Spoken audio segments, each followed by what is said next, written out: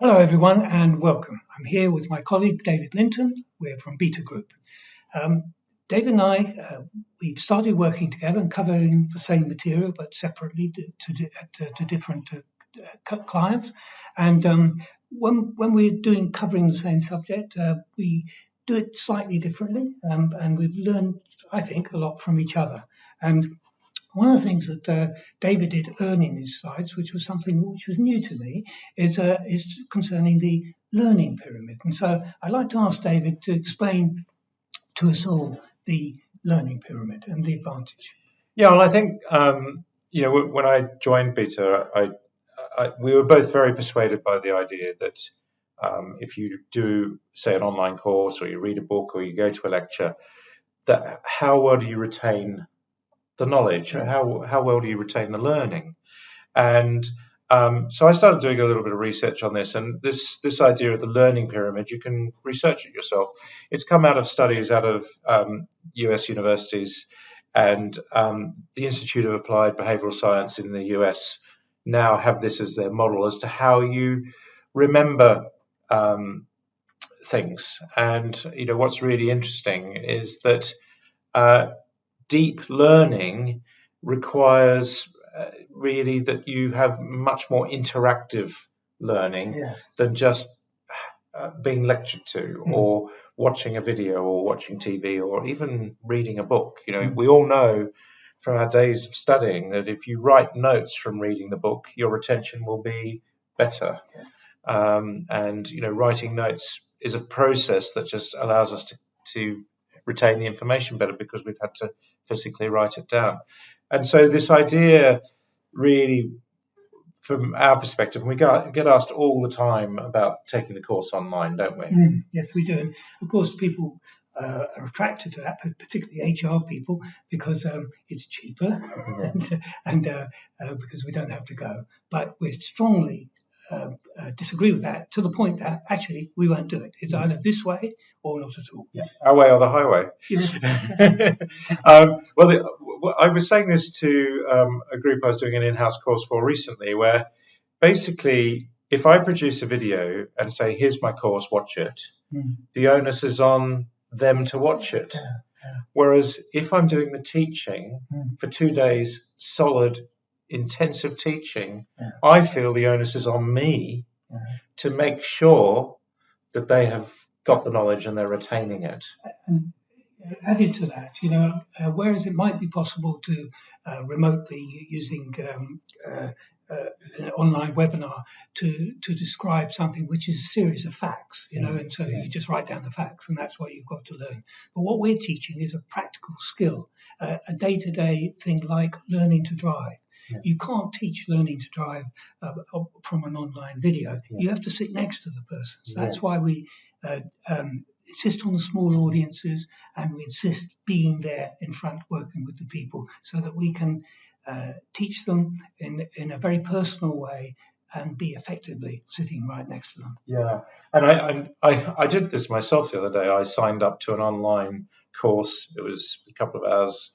And the moment the course started, I got a bit bored, and I started doing other things and looking at other things that's running on my computer. And I think I'm doing the course, but the reality is I'm already distracted by other things that are going on. Inevitably. I mean, I do the same. I listen to things in a small window. On the big window, I'm doing my emails and like that. So I'm not listening. Exactly. We all know that, and we've all now watched hours and hours and hours of YouTube.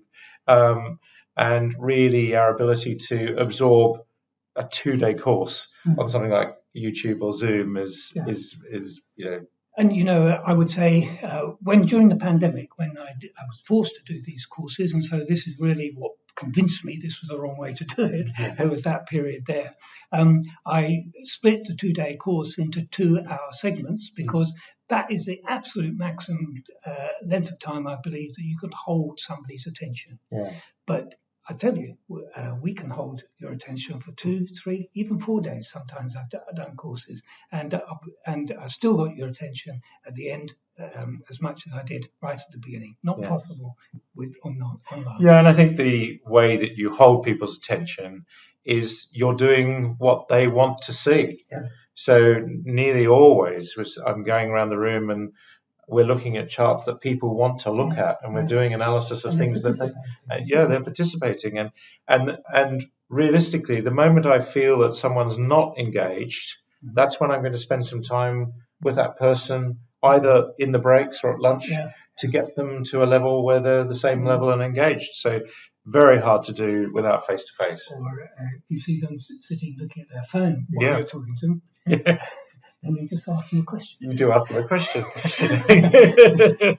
It is a bit like being in the classroom. Yes. But it's worth it, because in the end, people realise that they're going to be tested and they're going to be challenged. And it's serious, and we're a serious business. So the idea of the pyramid is the single worst thing you can do probably is just sit and watch. A bit like watching telly or watching the internet or looking at things online. You're not going to retain a lot of that. It's very passive learning.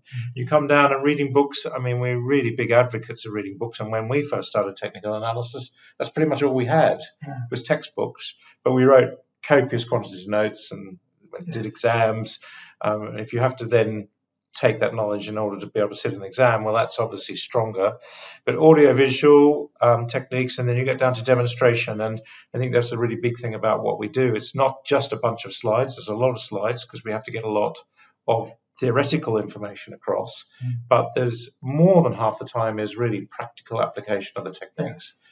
Your market right now, in the time frame in which you operate, and it's a discussion. Nobody, it's not a science really. It's a skill, and so we can discuss about what to do next, or how to protect the position, or what this indicator is telling us, what this pattern is telling us. And then you get really down to the practice of doing. And what's really interesting for me is sometimes people bring a laptop. Sometimes they go away to their desk and they try things, and they come back from their desk and sort of say, I was looking at this, and what do you think of that? And so it's really good. And then the final bit on the pyramid, really the best way to learn is to teach others. And I say at the end of the course, I say, really the best thing you can do as a team is communicate with each other. Have you spotted this? What do you think of that?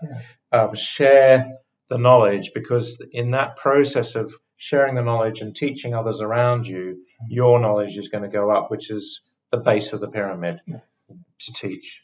Yeah, I agree with that. And I work with some companies, and they have prop traders, and still those prop traders who tend to be individual in their decision making, but they still meet together, discuss with each other, look at opportunities, share those with each other. So I think that's very important. Help each other.